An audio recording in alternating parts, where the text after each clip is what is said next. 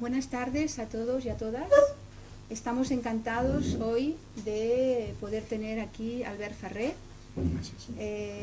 La verdad es que lo conocí hace solamente 7 días, pero pensé que era un honor de que pudiéramos, al menos una vez, si pueden ser más veces, entonces pudiéramos, mientras estuvieras en Barcelona, puedes hacer alguna otra conferencia. Esta es, podemos decir, la idea motor que tiene de su vida, y nos la estuvo explicando un poco el viernes pasado, y dijimos, bueno, pues esto lo tenemos que, en nuestra humilde posibilidad, pues tenemos que darlo a conocer muy rápido.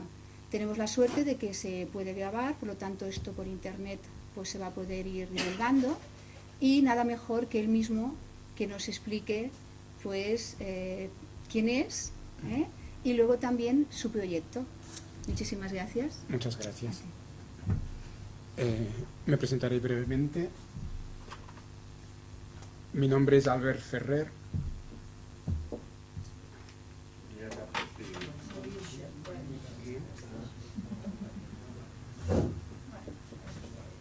Albert Ferrer.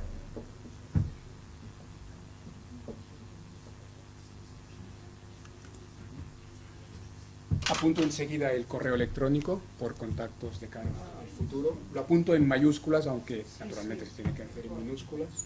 Este va muy bien.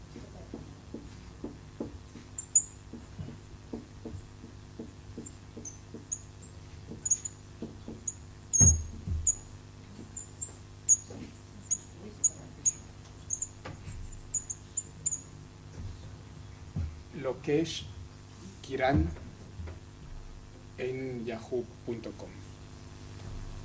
Albert Ferrer, y como correo Lokesh Kiran en yahoo.com. Muy brevemente, tuve el privilegio de hacer el doctorado entre París y Cambridge, entre la Universidad de París, Sorbona y Cambridge. Digo privilegio porque son dos lugares estupendos desde un punto de vista educativo y cultural. Y cuando acabé el doctorado, defendiendo la tesis en la Sorbona, aunque también la hice en Cambridge, tuve un segundo privilegio que fue conocer y ser muy buen amigo de Raymond Panikkar. Muchos de vosotros conocéis, supongo, a Raymond Panikkar, uno de los más grandes filósofos del siglo XX, catalán indio.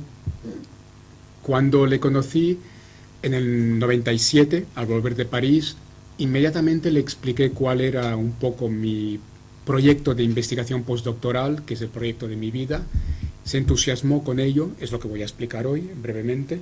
Se entusiasmó con ello y me apoyó toda su vida a nivel de contactos, aparte de guía postdoctoral, recomendando bibliografía, discutiendo juntos ideas.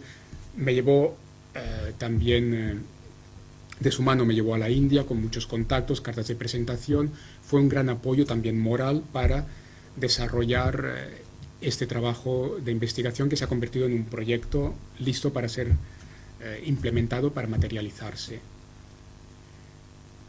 Empecé pues a ir a la India a partir de 1997 con cartas de recomendación de Raymond Panikkar.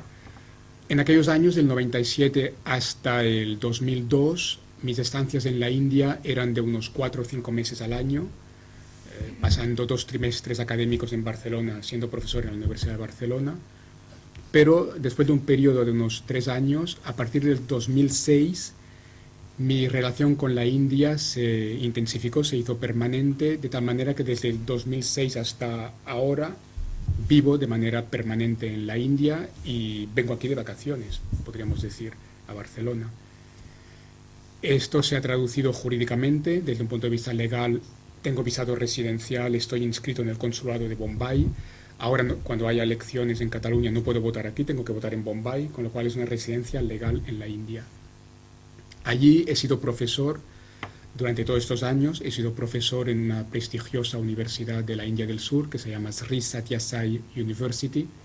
Según el gobierno de la India, es la mejor universidad de la India. Es una universidad con un fundamento espiritual que para vosotros pues os será muy familiar. Y mientras he sido profesor todos estos años, del 2006 hasta ahora, mientras he sido profesor en esta universidad y he dado clases, he ido preparando todo este proyecto educativo a partir del trabajo anterior, de finales de los años 90, principios de los años 2000. El proyecto, para decirlo en pocas palabras, es sobre educación integral o holística. En la India también se dice a veces educación en valores humanos. Aquí ya quisiera apuntar que cuando en la India hablan de educación en valores humanos, están haciendo referencia a educación holística o integral. Y tenéis que ser un poco prudentes en este tema porque en Europa o en América del Norte se puede hablar de valores desde un punto de vista muy diferente. La Unión Europea, por ejemplo, habla de valores en la escuela, pero no es lo que se entiende en la India. Cuando en la India se dice value education o education in human values, están implicando la idea de educación holística con un fundamento espiritual, que no será el caso muy a menudo en Occidente. Muchas veces en Occidente, cuando se habla de educación en valores, se hace referencia a una dimensión ética de la educación y ya está. No hay toda la parte metafísica espiritual, que en la India será natural. De hecho, os imagináis que en la India no hay que convencer a nadie si queremos poner sobre la mesa la dimensión espiritual. Esta es una gran diferencia entre la India y Occidente. En Occidente tenemos que ser prudentes, tenemos que mirar los formatos, cómo presentamos las cosas, el lenguaje sobre todo, qué decimos. A veces la palabra meditación será tabú, no la podemos utilizar. Tenemos que decir interiorización, lo cual es una estupidez. Interiorización. Esto se ha llamado meditación toda la vida, pero en ciertos contextos no se puede decir meditación, hay que decir interiorización, porque si no topamos con un tabú. La dimensión espiritual propiamente dicha es una expresión a evitar en muchos contextos, no se puede ni citar, porque enseguida toparemos con un prejuicio establecido. Todas estas cautelas, esta prudencia, esta atención a los formatos, a las palabras, que hay que ser tan prudentes en Occidente, todo esto os imagináis que en la India no existe. En la India no hay que convencer a nadie, se puede hablar de espiritualidad directamente, se puede hablar de meditación sin ningún problema, es una gran diferencia. Esta educación que en la India llamarán educación en valores humanos, en Occidente llamamos muy a menudo educación integral o holística, también se usan esos términos en la India, me atrevería a decir es tan antigua como la humanidad. Es ancestral, está en los orígenes de la humanidad, con lo cual no tendría que sorprender a nadie que habláramos de eso, tendría que ser algo totalmente natural. Entonces, ¿por qué la educación integral se ha convertido en un tema a veces tabú, a veces mal visto, que implica recelos? Y en todo caso, ¿por qué ha sido un tema minoritario hasta ahora? Todavía es una cuestión minoritaria que pocos centros se atreven a implementar realmente. ¿Cómo puede ser que algo que es consubstancial a la condición humana, que es ancestral, ahora sea un tema de minorías, que hay que ser muy prudentes, según que no se puede explicar? La historia nos da la respuesta. Y quisiera empezar esta presentación por aquí, por la historia. Una breve historia que nos permite entonces pasar brevemente a la teoría. ¿Cuál es la teoría de la educación integral? Sin teoría no hay futuro para la educación integral. Occidente tiene que comprender. Comprendiendo se va a aceptar. Para esto es muy importante que seamos capaces de aportar una teoría sólida, filosófica, científica. Es una parte de mi trabajo, intentar aportar una teoría académica en términos científicos, filosóficos, que pueda permitir en Occidente que la gente entienda y acepte de buen grado. Y luego acabaré con la parte práctica, cómo se implementa la educación integral, cuál es toda la práctica, todas las posibilidades en la pedagogía práctica. Este sería un poco, pues, este sería el eje de la presentación en unos 3/4 de hora que quisiera aportar hoy. Un poco de perspectiva histórica para que nos situemos, luego la teoría y finalmente la práctica, la implementación práctica. En plenitud o de manera más limitada según los contextos pedagógicos, como aquí. Empecemos pero con el tema histórico, que es muy importante. Decía antes, si la educación integral sería la educación natural de la condición humana, ancestral, están los orígenes. ¿Cómo es que se ha convertido en algo tan problemático? He dicho enseguida, la historia da la respuesta, la historia de la modernidad. Si cogemos una tribu indígena, la educación propiamente, lo que podríamos entender como educación que se imparte, será una educación holística, porque toda la cultura de este pueblo, entre comillas primitivo, es holística. Si cogemos la India antigua, un tema que seguramente interesa a muchos de vosotros, la India tradicional. En la India tradicional había dos tipos de formación, claramente. Por un lado, en la India tradicional tendríamos lo que correspondría a la educación propiamente dicha. En la India tradicional habría educación, en el sentido estricto de la palabra, reservada evidentemente para una minoría, en muchos casos de brahmanes, pero abierta a otras castas también. El sistema de castas no era tan rígido como nos pensamos en otros tiempos. La educación propiamente dicha estaba pensada sobre todo para brahmanes, pero chicos de otros grupos de castas también podrían recibirla. Y esto es muy claro en los Upanishads, por ejemplo, donde incluso chicos de castas bajas acceden a la educación, incluso de castas bajas. Hay ejemplos en los Upanishads. Esta educación que existía en la India tradicional era holística por naturaleza. Luego, la India tradicional tenía formación, lo que en las lenguas europeas modernas llamaríamos formación. Y la formación era especializada, no había una, había diferentes tipos de formación. Los guerreros, kshatriyas en sánscrito, tenían una formación. Los artesanos, shudras, tenían otro tipo de formación. Los vaishyas, los mercaderes, tenían otro tipo de formación para sus hijos. Según las profesiones, según la función social a realizar en el conjunto social, había diferentes tipos de formación. ¿Cuál era la diferencia esencial entre la educación de una minoría y la formación para los grandes grupos sociales? La diferencia estaba en que la educación era holística y la formación era especializada. Si reflexionamos un poco sobre la India antigua, nos damos cuenta de que la educación en sí misma es que por definición es holística e integral. Y se diferencia de la formación profesional. Y esto era así en la India tradicional y podríamos decir en todas las civilizaciones de la antigüedad hasta la Edad Media. ¿Qué pasa con la modernidad? Aquí es donde se inaugura un nuevo tipo de civilización, al final del cual estamos, donde las cosas cambian completamente. La modernidad crea la escuela moderna, la escuela que conocemos. Y está muy claro en sociología, es un tema clásico de la sociología, de la historia también. La escuela que se crea entre el siglo XVIII y el XIX, de manera bien clara, entrado el siglo XIX, es casi, en cierto sentido, como una copia de la fábrica.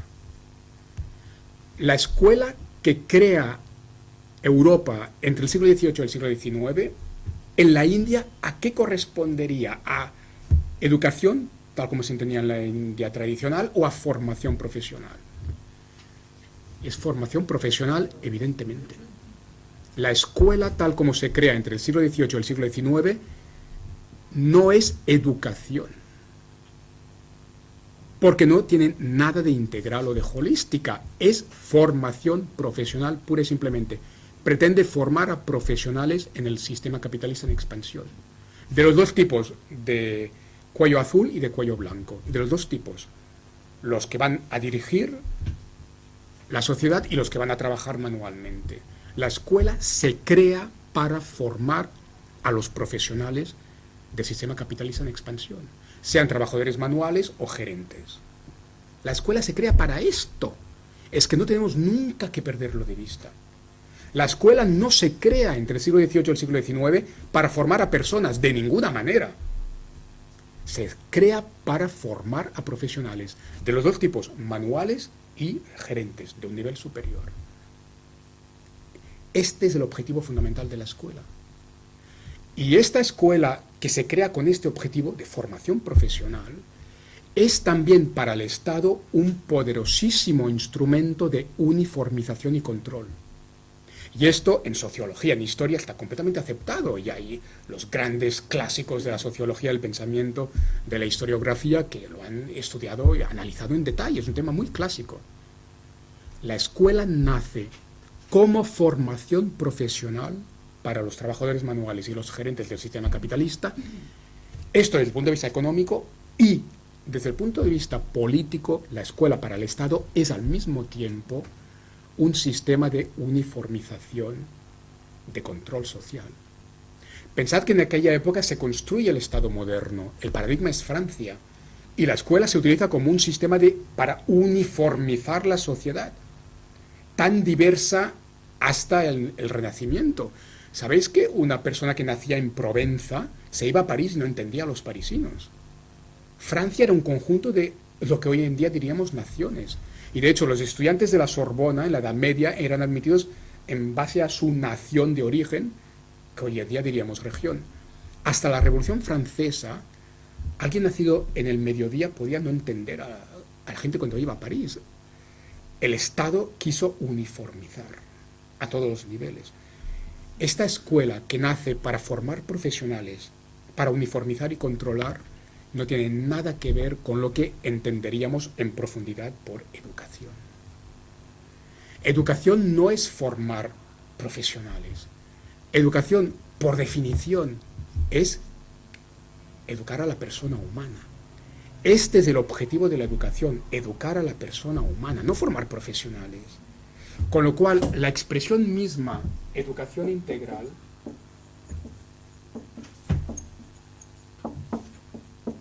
se puede decir que es una tautología, que es repetir los términos. La educación, por definición, es integral, es holística. Contempla a la persona humana en todos sus aspectos y la ayuda a desarrollarse integralmente.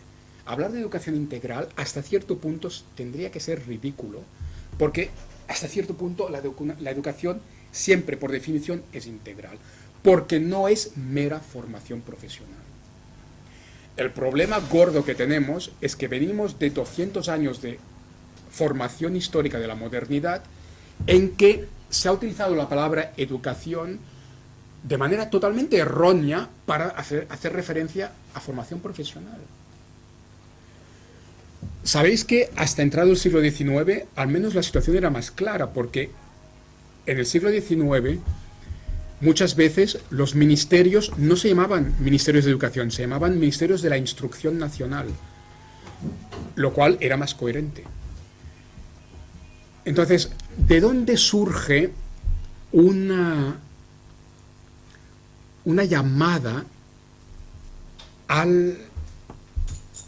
la vuelta al origen, en plena época moderna, cuando lo que se consolida históricamente y se impone legalmente es esta formación profesional para uniformizar y controlar, que es la escuela moderna? Cuando esto se impone socialmente, incluso jurídicamente, ¿de dónde sale el regreso, la llamada a volver a los orígenes, el regreso al sentido pleno de la educación, que es educación integral?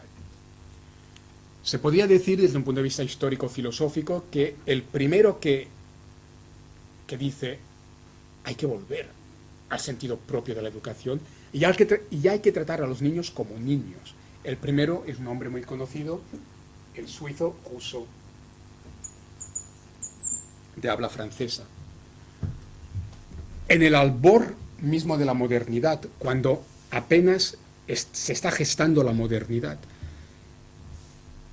en el inicio del romanticismo también, Rousseau es un poco el primero que, en primer lugar, llama la atención sobre la manera como se está tratando al niño. Y luego ya lleva a una reconsideración pedagógica para ir a una educación que sea de la persona humana. muchos de vosotros, recordad la escuela en la que fuisteis, entre comillas, educados. Y yo mismo no soy tan mayor y puedo decir, en la escuela en la que yo fui educado, lo único que conocí, incluso en la escuela primaria, incluso como niño pequeño en los primeros cursos de primaria, lo único que conocí es el método de la clase magistral. En mi escuela, y no soy tan mayor, en mi escuela no hace tantos años, algunos dicen que es la mejor escuela de Barcelona, el Liceo Francés. En el famoso Liceo Francés de Barcelona, donde fui educado, muchos dicen la mejor escuela de Barcelona, lo único que conocí en la escuela primaria prácticamente fue la clase magistral. Todos en la silla, delante del pupitre, mirando a la pizarra, con la maestra, dando una clase magistral. El método pedagógico básico de la escuela moderna ha sido la clase magistral, incluso hasta el principio de la escuela primaria. Es decir, que la escuela que se reduce a lo estrictamente académico, que de hecho está formando a futuros profesionales, es una réplica de la universidad, de la facultad.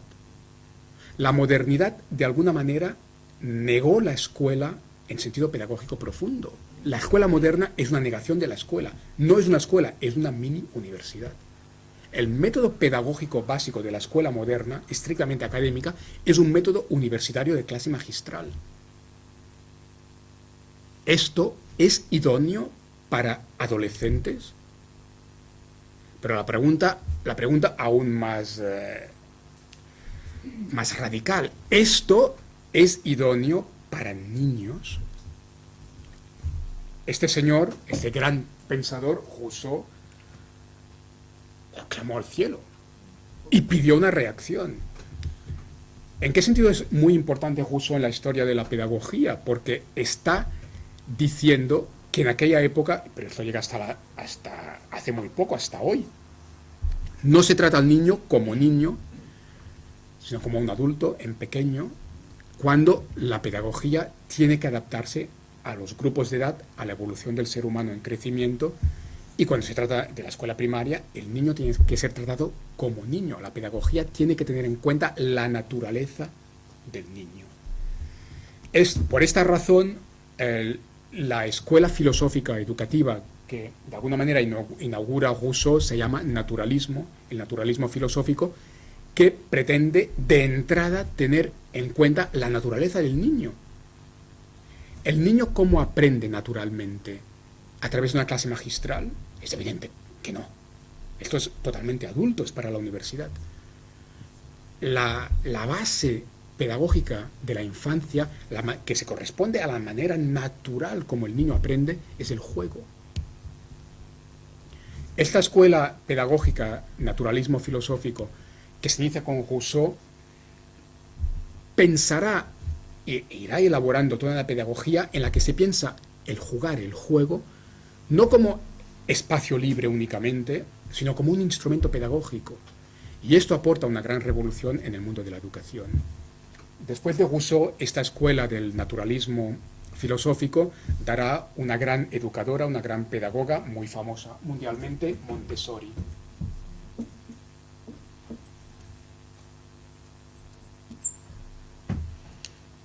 Y con la pedagogía Montessori, las escuelas Montessori, se empieza a gestar una reacción ante la limitación profunda, la represión profunda que implica la escuela moderna, que es que ni trata al niño como niño.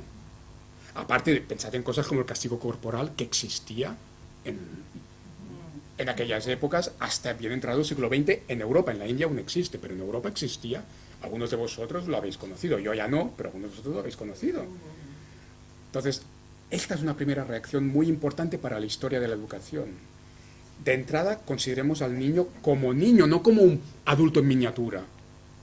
Y que la escuela sea escuela, no una pseudo-universidad bajada en edad hasta la escuela primaria.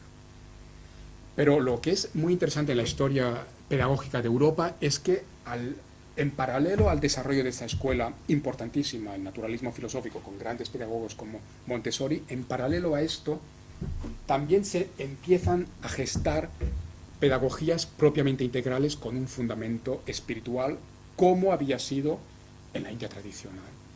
Y aquí, aparte de la importancia histórica de la teosofía en general, aquí hay un hombre muy importante que viene de la teosofía justamente, que se llama Rudolf Steiner. Un gran filósofo, una gran personalidad, un hombre muy importante en la historia del pensamiento y de la pedagogía, que viene de la teosofía justamente, y que se suma a esta reacción que ya viene de Rousseau, que Montessori elabora pedagógicamente de manera mucho más perfecta. Steiner le añade una dimensión ya profundamente espiritual, que para él es irrenunciable y que le viene de la teosofía, naturalmente, y crea en Stuttgart, si recuerdo bien, poco después de la Revolución Rusa, la primera escuela que se expandirá por el mundo como las famosas escuelas Waldorf. Las escuelas Waldorf, introducidas por Steiner, padre de la antroposofía, son muy importantes en la historia de la educación moderna porque vuelven la mirada hacia lo que es, decía antes, el origen histórico de la educación, como era en la India tradicional.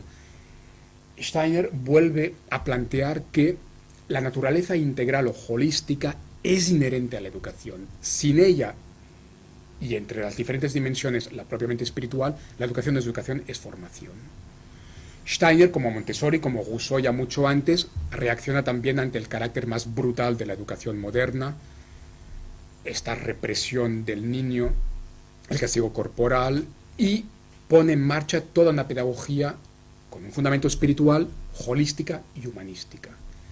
Pensad en un simple detalle que todavía está pasando por alto a las autoridades administrativas. ¿Pensáis que es natural, biológicamente, médicamente natural, que un niño de primeros cursos de primaria esté obligado, como estuve yo en la mejor escuela de Barcelona según muchos? ¿Creéis que es natural, desde un punto de vista estrictamente biológico médico? ¿Creéis que es natural que un niño pequeño de primeros cursos de primaria esté obligado a estar en una silla ante un pupitre mirando a la pizarra durante todo el día? Es antinatural, se puede demostrar biológicamente, médicamente. El cuerpo del niño necesita moverse, es un imperativo biológico. La escuela moderna es antinatural, va contra preceptos médicos elementales. El cuerpo del niño necesita moverse, necesita expresarse. Tener a los niños como estuve yo, y no estoy hablando del siglo XIX, estoy hablando de los años 70, en Barcelona, la mejor escuela de Barcelona según muchos, que hasta los años 70, y todavía hoy en día en muchas escuelas, el niño esté obligado, niño pequeño, esté obligado a estar en una silla delante de un pupitre mirando a la pizarra todo el día, es de entrada antinatural en términos biológicos. Steiner habla de esto. Steiner dice que esto es antinatural. Steiner, como ya Rousseau, inicialmente como Montessori, está abogando por una educación, una pedagogía que de entrada respete al niño. Algo tan elemental que se le pasó por alto a la educación moderna.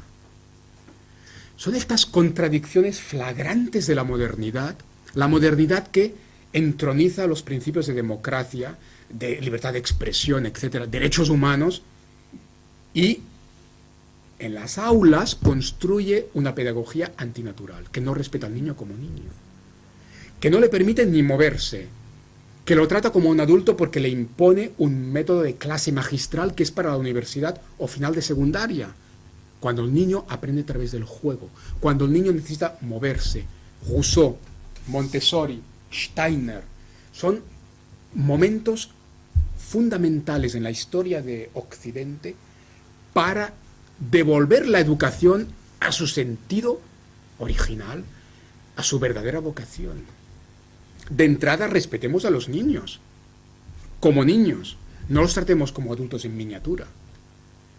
Steiner dice, muy importante, que se rompa el esquema este rígido del aula, todos los pupitres alineados como soldados delante de la pizarra, que casi es la pantalla de Orwell de 1984, Esto pedagógicamente es aberrante.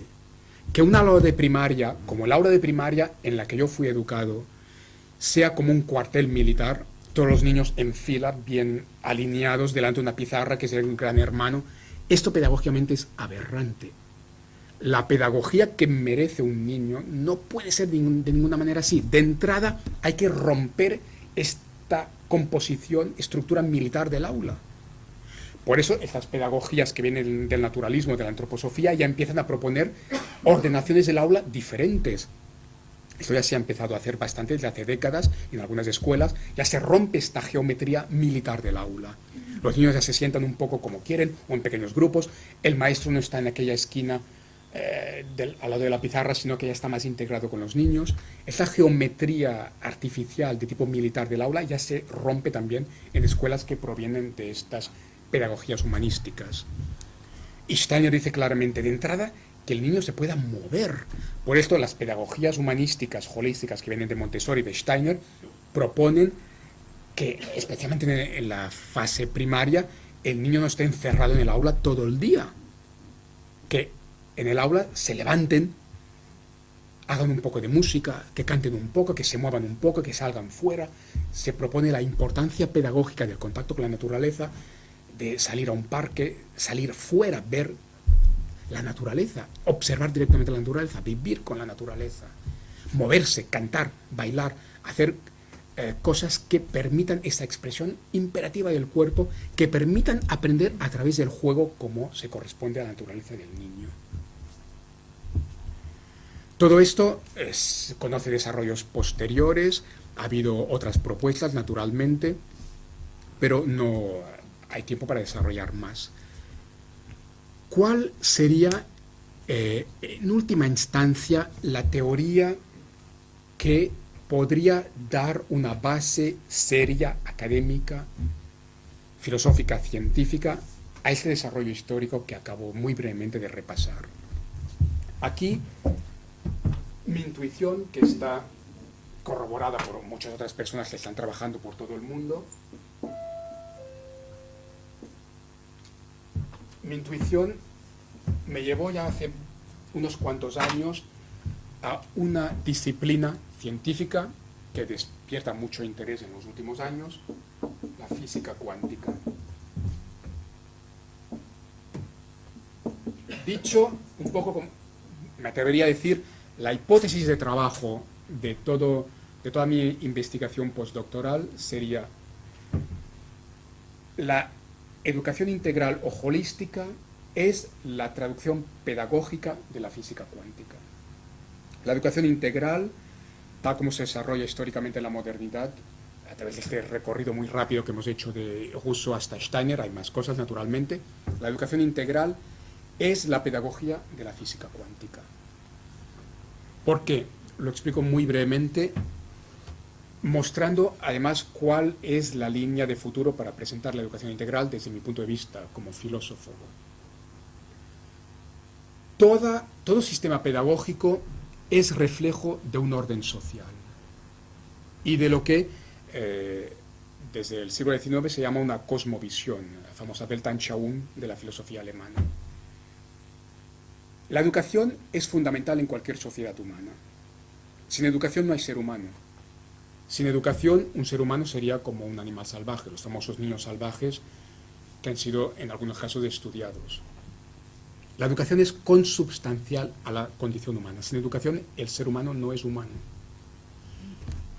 Por ello, la educación es fundamental para toda sociedad, para cualquier autoridad social.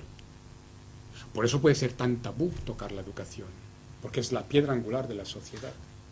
Pero la educación también es, desde un punto de vista un poco diferente, el reflejo mismo de una sociedad. ¿Quieres saber cómo es una sociedad, una civilización? ¿Cuál es el mejor espejo para poner delante de una sociedad? Su sistema educativo. Resume una civilización. Resume toda su ideología. La escuela moderna que brevemente hemos repasado aquí es la escuela ¿de qué? Es la escuela de la revolución industrial. La escuela moderna que conocemos, en la que todos hemos sido educados, es la escuela de la revolución industrial.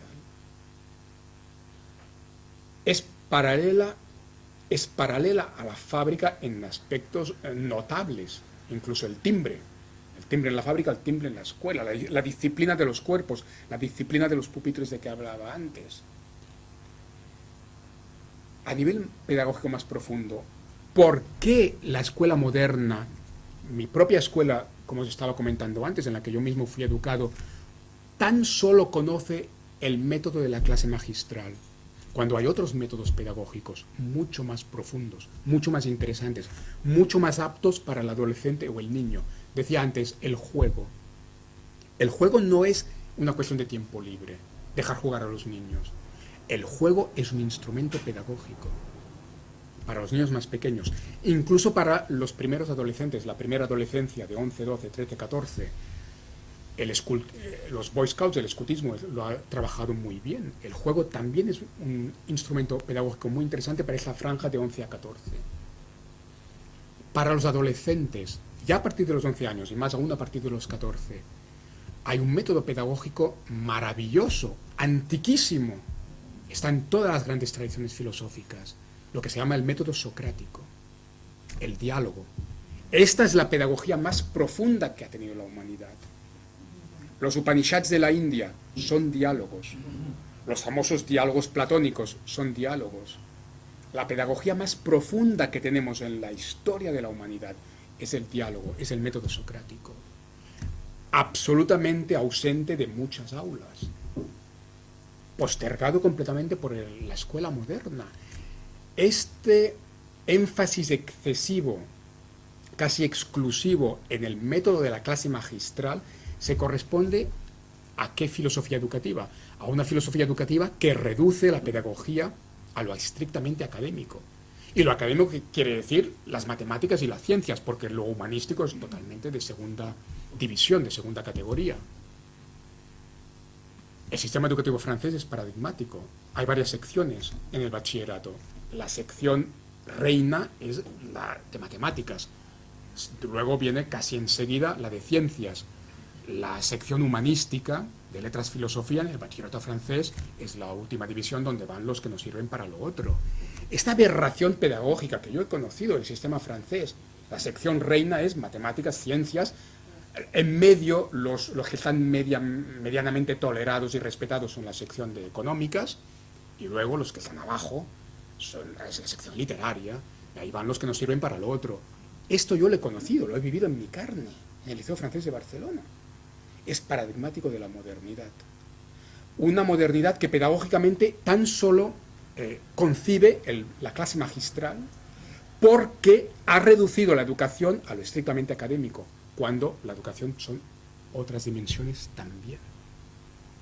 Si reducimos la educación a lo académico, naturalmente la clase magistral es lo más fácil, lo más natural.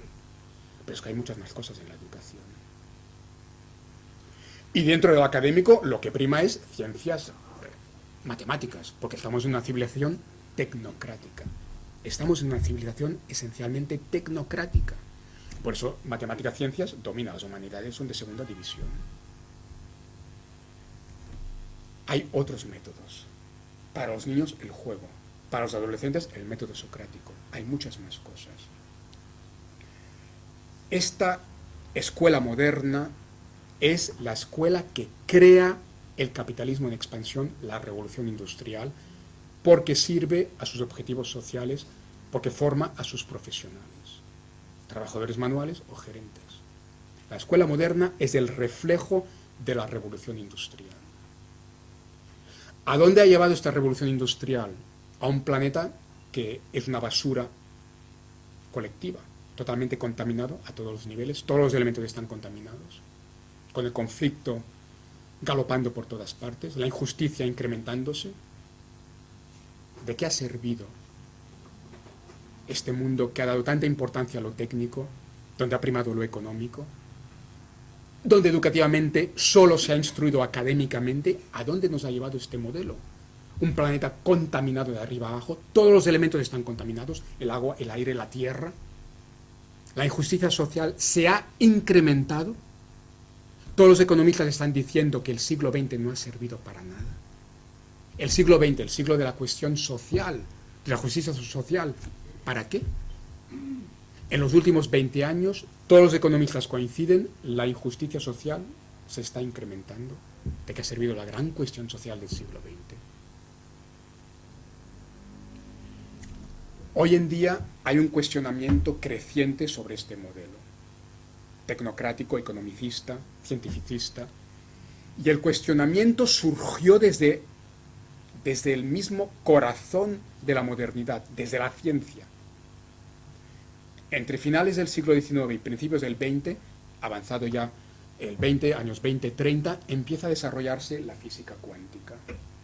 Una revolución en el corazón mismo de la modernidad, que es la ciencia. La física cuántica se ve desarrollada por nuevas disciplinas de lo que se llama genéricamente la nueva ciencia. La nueva ciencia sería todo el conjunto de nuevas disciplinas científicas más allá de la física cuántica. Por ejemplo, sofrología, una disciplina que algunos conoceréis, la sofrología, fundada por el doctor Caicedo, apasionante. Por ejemplo, epigenética, que cuestiona el determinismo biológico típico del pensamiento moderno. Lo que en inglés ahora se llama The Mind's New Science, la nueva ciencia de la mente, que está en gran desarrollo. Desarrollos de la neurociencia, neurobiología, apasionantes, que están cuestionando muchos puntos centrales del pensamiento moderno y coincidiendo con la física cuántica, la sofrología, etc. Empezó la revolución científica con la física cuántica, se ha desarrollado con otras disciplinas como las que acabo de mencionar. Todo ello se engloba normalmente bajo el título de nueva ciencia y también ya en términos integrales, todo ello se engloba bajo el título de el nuevo paradigma. El nuevo paradigma. Aquí mismo tenemos encima de la mesa una revista que es sobre este tema, el nuevo paradigma, que es holístico, justamente. En términos filosóficos, aquí hay una gran revolución, porque toda la modernidad, en términos epistemológicos, filosóficos, se basa en una pretensión de objetividad y en la convicción de que lo material es lo real es lo material. La física cuántica desmonta el mecanicismo, el materialismo de la modernidad, demostrando en primer lugar que la objetividad es una ideología y científicamente una falacia. No hay objetividad porque no hay separación entre el sujeto y el objeto. Es un gran tema de la física cuántica. La pretendida objetividad que implicaría una división entre sujeto y objeto es una falacia o una ideología. No hay división. En lugar de la falsa división, la física cuántica desarrolla un concepto maravilloso, fundamental para el futuro de la humanidad, que es la interdependencia. Interrelación, interconnectedness, en inglés, interdependencia. Además, y esto ya empieza con Einstein era reacio a ciertos aspectos de la física cuántica, pero de alguna manera estuvo comulgando con algunos de sus descubrimientos y lo respetó profundamente. Einstein, y luego la física cuántica lo desarrolla perfectamente, se dan cuenta de lo que la filosofía vedántica había dicho siempre. Apasionante. La física cuántica, ya con Einstein y con sus desarrollos posteriores, acaba volviendo a las conclusiones. Ellos mismos lo dicen. Los padres de la física cuántica lo están diciendo. Ellos mismos lo dicen. Volvemos a las conclusiones que, por ejemplo, la filosofía india ya había planteado miles de años atrás. Apasionante. Y lo dicen los padres de la física cuántica esto. Por ejemplo, un punto fundamental de la filosofía vedántica. La materia es maya, ilusión. La modernidad riéndose, están locos. La modernidad llegó a considerar la mística como patológico, una aberración científica, médica. La física cuántica acaba concluyendo la materia es una ilusión. Esto, que parece tan sólido, Es científicamente una ilusión. En primer lugar, la mayor parte de esta mesa que parece tan sólida está vacía por dentro. Científicamente, esta mesa está básicamente vacía por dentro. Y su aparente materialidad es, de hecho, en el fondo, pura energía. La materia es energía y la energía es materia. Esto es un hecho científico. Y no solo esto, el punto fundamental del efecto observador de la física cuántica. No hay separación entre el objeto y el sujeto. Lo cual significa que no hay separación entre la materia, que de hecho es energía, y la conciencia.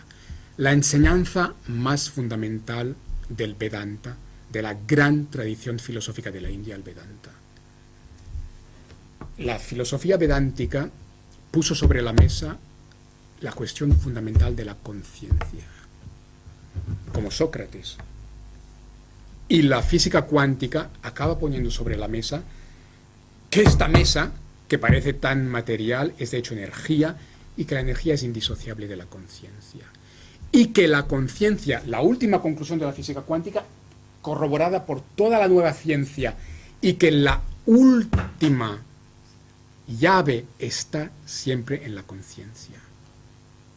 La conclusión que ha sacado la nueva ciencia en todas sus disciplinas complementarias y coincidentes es que la clave es la conciencia es la llave de todo.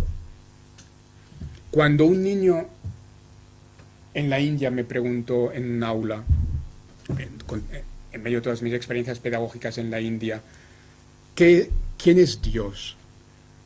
Le contesté, Vedanta, física cuántica, Dios eres tú mismo, porque Dios es la conciencia y tú eres conciencia.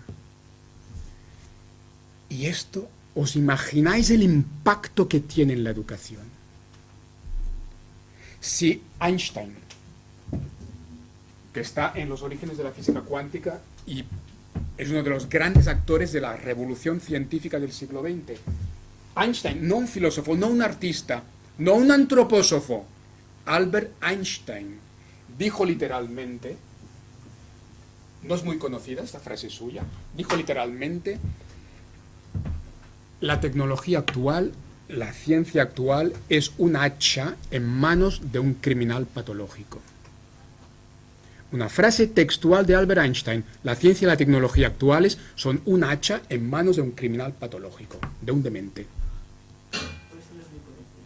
Sí. ¿Y qué dijo Einstein? Einstein habló sobre la educación. ¿Qué dijo Einstein sobre la educación? Dijo que nos hemos perdido con las técnicas y que hemos perdido de vista los objetivos. Y Einstein dijo claramente que si la educación no está poniendo sobre la mesa el tema de la conciencia, ya no es educación, estamos perdiendo el tiempo.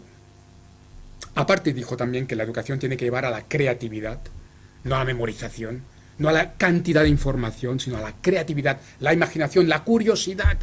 Einstein, un científico, dijo, la educación tiene que desarrollar la creatividad, la imaginación, la curiosidad, y tiene que poner sobre la mesa el tema básico de la conciencia. Esto es lo que ha hecho la escuela en la que nos hemos formado todos. La pedagogía integral dice en primer lugar que el ser humano es integral, no solo raciocinio científico, no solo intelecto matemático científico. El ser humano es muchas dimensiones integradas. Esto lo está diciendo la nueva ciencia. Todas las disciplinas de la nueva ciencia, combinadas, coherentes, están presentando un ser humano multidimensional en un cosmos multidimensional. Sabéis perfectamente que la física mecanicista, que es la que viene de Newton, que es la de la revolución industrial, explica un porcentaje diminuto del universo. Y ellos mismos reconocen que la mayor parte del cosmos es inexplicable para la ciencia mecanicista, porque la mayor parte del cosmos es energía y materia negra, que es otra forma de energía. La mayor parte del cosmos es inexplicable para la ciencia mecanicista, tan solo explica un pequeñísimo porcentaje. Los científicos más avanzados, científicos, no filósofos, más avanzados hoy en día, en este universo fascinante de la nueva ciencia, están hablando de universos paralelos, están hablando de diferentes niveles de conciencia y de realidad, y están hablando de un cosmos multidimensional con un ser humano multidimensional que son interdependientes, indisociables. El paralelismo no puede ser más frapante. La nueva ciencia es integral, holística, está hablando de múltiples dimensiones a integrar, de interdependencia. La educación de que estamos hablando aquí también es integral. La nueva ciencia ha planteado la gran cuestión de la conciencia, y la educación integral, si es realmente educación integral, pone como fundamento del proceso pedagógico la conciencia, porque somos conciencia, encarnada en un cuerpo que es al mismo tiempo energía. Si el aula moderna en la que todos fuimos educados es la traducción pedagógica de la revolución industrial, la auténtica educación integral, tal como Steiner ya la plantea, y otros. Hay muchas propuestas de pedagogía integral por el mundo. La pedagogía integral será la educación de este nuevo paradigma que está emergiendo de la nueva ciencia. Y el paralelismo ya se está trabajando. A esto dedico mi vida, es realmente la pasión de mi vida. Y entonces podemos tener una base epistemológica para la educación integral, una verdadera teoría. Sin epistemología no hay filosofía. La filosofía necesita una epistemología. Esta nueva ciencia, con todas sus disciplinas, desde la física cuántica, en diálogo con las tradiciones de filosofía mística y de sabiduría,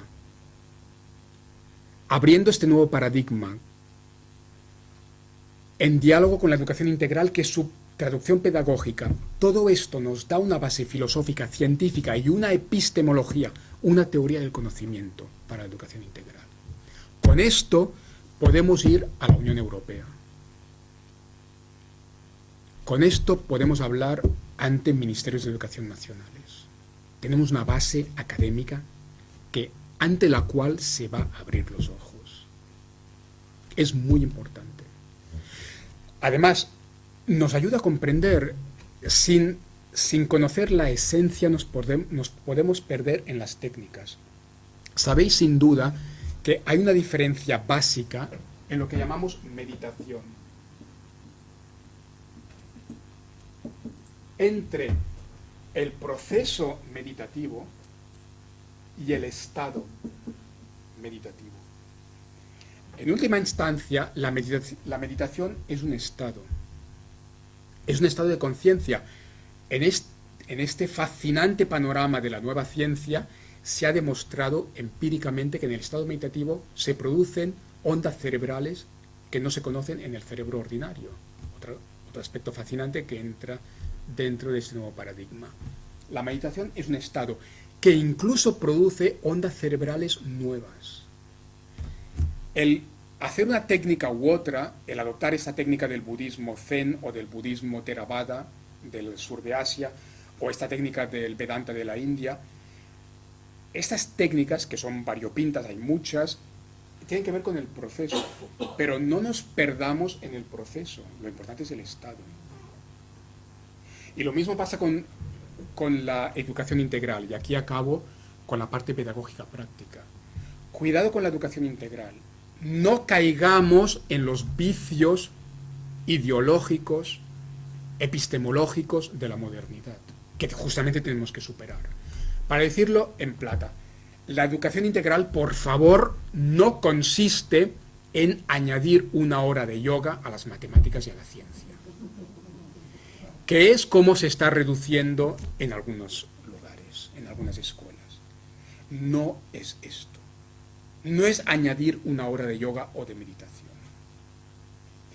Si perdemos de vista la filosofía de la educación integral, por eso la teoría es tan importante, no solo para abrir los ojos a gobernantes, a gobiernos, sino para orientarnos a nosotros mismos.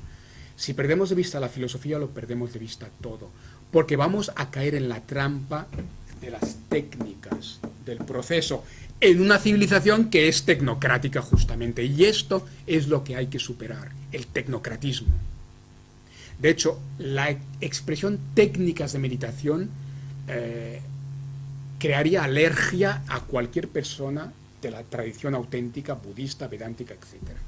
Porque no es una cuestión de técnicas, es una cuestión de conciencia. Mucho cuidado en no caer en la trampa tecnocrática de una civilización tecnocrática. No nos quedemos en las técnicas, vayamos a la filosofía. Una escuela será de educación integral si todo su ambiente está respirando valores y una perspectiva holística. No es añadir una hora de yoga en el currículo, de ninguna manera. Todo el espíritu del campus educativo tiene que estar empapado con el espíritu holístico. Las asignaturas académicas tienen que estar ya ellas mismas conllevando valores, una perspectiva holística, la dimensión fundamental de la conciencia. Si no, estamos cayendo en el dualismo y en la tecnocracia. Y el adjetivo integral justamente significa la superación del dualismo. No es añadir una hora más. La dimensión espiritual tiene que enraizar al niño, al adolescente, al joven en este mundo. No se trata, con la educación integral, de formar monjes con todo el respeto hacia esta vía naturalmente. Se trata de formar a seres humanos que el día de mañana serán peones, ingenieros, médicos, azafatas, lo que sea, manual, la profesión manual o intelectual, lo que sea, no importa. Todo es respetable. Hay que revalorizar enormemente la formación profesional, justamente. Sea la profesión la que sea, manual o intelectual, sea la que sea. La educación integral lo que tiene que tener como objetivo es formar a profesionales manuales o intelectuales, no importa, que tengan una visión ética con valores vividos desde dentro, con una dimensión más profunda que no es solo el intelecto, que sale desde dentro. Y esto es un espíritu, es una filosofía, no son técnicas. Pero para finalizar, si todavía tengo algunos minutos, ¿cómo se puede ayudar a un centro a organizar la educación integral? Porque si no tenemos algún tipo de esquema, también podemos ser un poco inoperativos. Puede haber diferentes propuestas en cuanto a formatos. Yo propongo, por ejemplo, un formato quíntuple a 5 niveles. Podemos intentar en un centro escolar implementar, poner en práctica una pedagogía integral a 5 niveles, considerando que el ser humano es multidimensional y que las diferentes dimensiones del ser humano, a efectos prácticos, toda clasificación es arbitraria finalmente, a efectos puramente prácticos, podemos organizar el carácter multidimensional del ser humano en 5 dimensiones que nos permiten trabajar a diferentes niveles el carácter integral del ser humano. 5 niveles. Repito, esto es pedagógico, es operacional, es operativo. Primer nivel, el nivel físico, que incluye también la relación con el medio. Muy importante en educación la relación con la naturaleza. Se ha demostrado empíricamente que niños que crecen en contacto con la naturaleza, observando la naturaleza, tienen una mente más abierta que niños que han sido enclaustrados en aulas durante todo su crecimiento. El contacto con la naturaleza es muy importante. La dimensión física. Segundo, la dimensión relacional. El ser humano es relacional por definición, no es individual. Krishnamurti, el gran sabio que salió también de la teosofía como Steiner, Krishnamurti insistió toda su vida en la importancia de la relación y el diálogo. La dimensión relacional del ser humano implica también una dimensión comunitaria.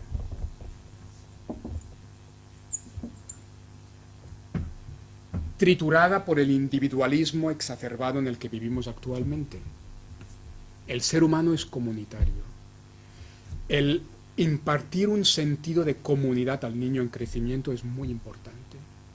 En escuelas de pedagogía integral que he conocido en la India, me ha impactado, me ha emocionado ver el sentido de hermandad en que crecen los niños o los adolescentes en estas escuelas de la India.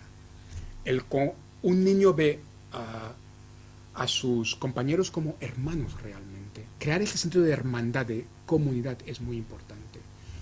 Sobre todo en el momento en que estamos con el individualismo exacerbado que se ha creado. Fundamental en la educación, demasiadas veces hemos olvidado esta dimensión relacional del ser humano. La relación, el diálogo es fundamental. Como decía antes, el método pedagógico más profundo, el socrático, Upanishads, la relación maestro-discípulo, el diálogo. A través del diálogo se accede realmente al conocimiento. Esto puede tener muchas fórmulas pedagógicas maravillosas. Una que fue muy importante en la India tradicional, cuando os hablaba antes de la educación holística en la India tradicional. Ahí era un instrumento pedagógico fundamental. Y en algunas escuelas de educación integral se recupera la responsabilidad pedagógica de los niños mayores con relación a los menores. Es extremadamente pedagógico, es importantísimo que un muchacho mayor se ocupe, naturalmente desde el amor, no desde el abuso, como se hace tantas veces, del famoso bullying, que se está extendiendo tanto. Que un muchacho mayor se ocupe pedagógicamente, tenga una responsabilidad pedagógica de niños menores. Esto en la India se había hecho siempre, en el Gurukula indio, en la comunidad de maestros con sus discípulos. Y en algunas escuelas de pedagogía integral se ha implementado con un éxito pedagógico formidable. Es un gran instrumento pedagógico. La relación maestro-discípulo en la India se dice mucho que tiene que empapar el espíritu de una escuela de educación integral. ¿Esto cómo se puede hacer? Por ejemplo, que en una escuela, y puede ser algo muy natural, que no implica ninguna burocracia, que en una escuela cada niño pueda, niño o adolescente, pueda escoger a cualquier profesor el que él quiera como su tutor. No tutor académico, sino como un tutor en un sentido más global, más humano. Favorecer que cada niño o adolescente en la escuela escoja un profesor como su tutor. Y que sea una relación libre, que lo pueda cambiar si quiere, naturalmente. Volver un poco a este espíritu de la relación maestro-discípulo. Pero que puede entrar en el aula a través del método socrático, en lugar del típico método árido de la clase magistral. Muy importante, la dimensión relacional. Krishnamurti, el gran sabio, dijo: la relación es fundamental en el ser humano. Hay que trabajar la relación. El amigo de Krishnamurti, el físico cuántico justamente, David Bohm trabajó mucho el tema del diálogo, creó muchos grupos de diálogo. El diálogo, el grupo de diálogo puede ser un instrumento pedagógico maravilloso en las escuelas, en esta dimensión relacional. Es una dimensión maravillosa, fundamental. Luego, la dimensión a la que fue reducida la educación por la escuela moderna, lo intelectual académico. No hay que despreciarlo tampoco, tiene que tener su valor, pero en su sitio. No es lo único, no es lo exclusivo, pero también es importante. Pero aquí también se pueden hacer grandes revoluciones. Lo intelectual académico no es únicamente matemático-científico, también es humanístico. Y luego, muy importante de cara al futuro, lo intelectual académico no tiene por qué ser, de hecho, no es cantidad de información. Lo intelectual académico no tiene que lanzar encima del estudiante una avalancha de información que luego va a vomitar en exámenes y luego se va a olvidar completamente de ello, que es lo que pasa. Esto no es verdadera excelencia académica. La verdadera excelencia académica, entre las otras dimensiones, es el pensamiento creativo. Es enseñar a pensar. Este tendría que ser el objetivo de la dimensión intelectual académica. Enseñar a pensar, que quiere decir a pensar libremente, creativamente. Lo académico tendría que llevar a la creatividad, al pensamiento libre, creativo. Aquí es muy importante sustituir muchos exámenes memorísticos por proyectos, por disertaciones, comentarios, donde se exprese la creatividad. También muy importante la interdependencia, el carácter interdisciplinario del conocimiento. Hay que romper los muros que aíslan las disciplinas, ciencias, sociales, lengua, humanidades. Si la ciencia está hablando de interdependencia hoy en día, ¿cómo pueden las escuelas continuar con un esquema del siglo XIX, de que aquí están las matemáticas, aquí la ciencia, aquí la lengua, aquí las humanidades, y está todo compartimentado, separado, aislado? Pero si la ciencia está hablando de interdependencia, si los físicos cuánticos se fueron a leer los Upanishads, si David Bohm, físico cuántico, aprendía escuchando y dialogando con Krishnamurti, un sabio, un filósofo. Es fundamental en la dimensión intelectual académica romper esta rigidez artificial, caduca, es del siglo XIX, y llevar a los estudiantes hacia el carácter interdisciplinario, a crear puentes. Se puede hacer. El Bachillerato Internacional de Ginebra, que es el mejor plan de estudios del mundo, está actualmente diseñando puentes interdisciplinarios, transdisciplinarios en lo académico. Es decir, incluso aquí hay que cambiar completamente el panorama. Luego, la dimensión estética, fundamental en el ser humano. El sentido de la belleza, la creatividad artística, tanto plástica como musical, danza, teatro. En todas las disciplinas el arte es fundamental en la educación. Steiner habló mucho del arte, justamente, de la importancia educativa, pedagógica del arte. Y aquí también el arte son muchas cosas al mismo tiempo. El arte como instrumento pedagógico plantea diferentes niveles. En primer lugar, el nivel propiamente artístico, estético, es la base. Pero es que el arte es algo maravilloso educativamente. El arte tiene un componente terapéutico. Art therapy se dice en inglés, es una cosa un ámbito que se está desarrollando mucho y que se está aplicando empíricamente y que muestra resultados absolutamente extraordinarios. Con chicos difíciles, de barrios del extrarradio de la ciudad, conflictivos, experimentos de arteterapia han dado resultados extraordinarios. Cuando muchos chicos difíciles pueden expresarse, conocerse a sí mismos, sacar lo que llevaban dentro, expresarlo, conocerse un poco a sí mismos, Sócrates realmente en pedagogía pura, se consiguen resultados extraordinarios de mejora, de transformación. El arte no es solo estética, que es muy importante. La filosofía india dice, Dios Brahman es Sundaram, belleza. Lo decía Platón también. La belleza es un instrumento de transformación del hombre y del mundo. La fealdad tan difundida en nuestro mundo está empeorando el mundo. La filosofía india, como Platón lo dijo claramente, Dios Brahman es Sundaram, belleza. La belleza transforma positivamente. El arte, en su dimensión estética, ya es enormemente positivo, porque en sí mismo ya es transformador en positivo. Pero es que el arte tiene este potencial pedagógico terapéutico extraordinario y es algo estudiado científicamente, implementado pedagógicamente, con resultados visibles.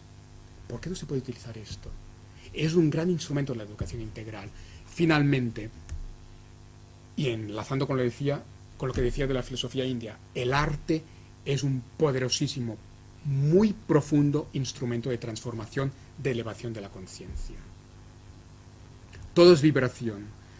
Si estamos en contacto con vibraciones bajas, la conciencia irá a niveles bajos de conciencia.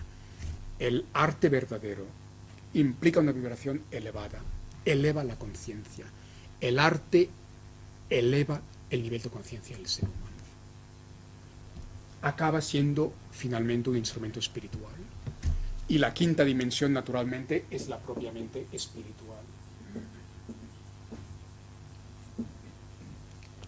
Porque el ser humano es chaitanya, como se dice en sánscrito, conciencia pura, y esto lo han acabado aceptando los físicos cuánticos. Introducir la dimensión de la conciencia en la educación. Somos conciencia. La educación, ante todo, es educación, formación de la persona humana, que es conciencia. El famoso adagio de Sócrates, el templo de Delfos, conócete a ti mismo.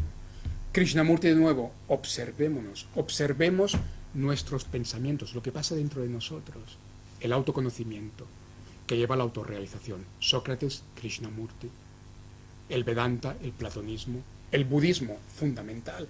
El budismo tiene unas enseñanzas de sabiduría extraordinarias sobre la conciencia, cómo trabajar la conciencia. Aquí existen lo que antes decía, entre comillas, técnicas muy variadas. Se puede hacer meditación, visualizaciones, yoga, etcétera, etcétera. Hay muchos instrumentos, tanto de las tradiciones milenarias como también elaborados por la nueva ciencia, que permiten ir al interior, llevar la dimensión interior a la educación, para que el ser humano se conozca a sí mismo, pueda observarse. Valor terapéutico, catártico, como decían los griegos. Purificarte, transformarte, para ir a niveles superiores de humanidad y de conciencia, que es el futuro de la humanidad. Si el destino del ser humano es lo que haya ahora, vaya destino. Nos acabaremos autodestruyendo. La evolución humana tiene que continuar hacia formas superiores de humanidad, más elevadas de conciencia. Y aquí la educación es fundamental. O la educación es un instrumento de evolución humana hacia algo mejor, superior. O la educación lleva a la humanidad, ayuda a los seres humanos a transformarse hacia niveles superiores de conciencia, o nos acabaremos autodestruyendo en una civilización materialista y tecnocrática que no tiene más futuro por delante. La educación integral es el futuro de la humanidad. Gracias.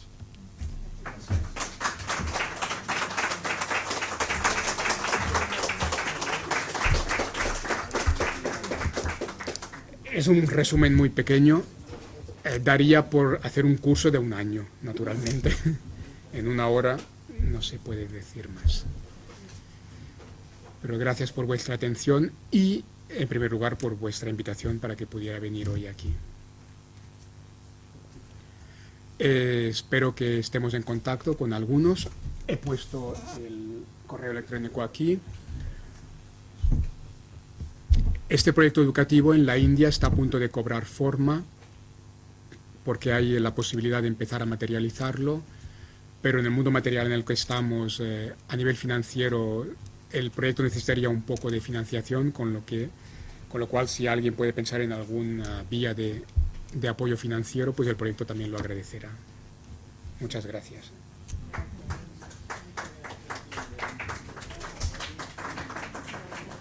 Tengamos la suerte de hacer la audición musical con Carlos. Bueno, también te quiero decir que la idea en principio, aunque quiero mantener el contacto con Barcelona para hacer cosas en Barcelona en el futuro, pero también siempre he tenido la intuición de que sería bueno, y hay posibilidades muy serias, de que el proyecto pueda materializarse pronto en la India del Sur. Y ahí es mucho más fácil. Lo que os decía al principio, que aquí hay que vigilar tanto los formatos, los lenguajes. Ahí esto no se puede decir meditación, tabú, no, digamos interiorización. Eso en la India te puedes imaginar que no hace falta para nada. En la India no hay que convencer a nadie sobre la educación integral. Ahí no hay que convencer a nadie. Es evidente, ya está, es natural. Y la dimensión espiritual, aunque haya un materialismo creciente en la India, porque es una expansión, un país en expansión económica, pero aún ya así, culturalmente en la India no hay que convencer de que la educación tiene que ser integral, está como mucho más en la cultura del país. Y con la dimensión espiritual tampoco hay que vigilar tanto. En la India yo he visto muchísimas escuelas donde se hace yoga y meditación desde siempre, se continúa haciendo. Aquí es como una gran revolución. Ahí no es ninguna gran revolución, lo han hecho durante miles de años y lo continúan haciendo. No hay que ir con las cautelas de aquí. En lo que Sangeeta dice, en prácticamente todas las escuelas de la India se empieza la jornada como ella dice. Aquí es inimaginable. A mí me faltaba mucho cuando empezó con lo cual, en un país en el que, digamos, el 99% de las escuelas empiezan la jornada con una meditación, con una oración, con un mantra, en un país en el que el 99% de las escuelas empiezan la jornada con un mantra, no vas a... ¡Ay, que eso no se puede decir! No vas en este plan. Y no hay que convencer a nadie. hay que trabajar simplemente. Por esto mucha gente me ha dicho que este proyecto empiece en la India. Aunque aquí podamos hacer cosas, pero que una escuela piloto que empiece en la India es mucho más fácil. Lo vamos a dejar aquí. Aparte es muy equilibrante. Sí. Para la India esto es muy equilibrante, porque como está entrando todo lo occidental allí, Sí. también equilibras. Sí, sí. Pero hay muchas cosas, ¿eh? Ya. Sí, sí, sí. Podemos quedar para otro día, si él tiene otro día, pero tenemos aquí a Carmen Rossinyol.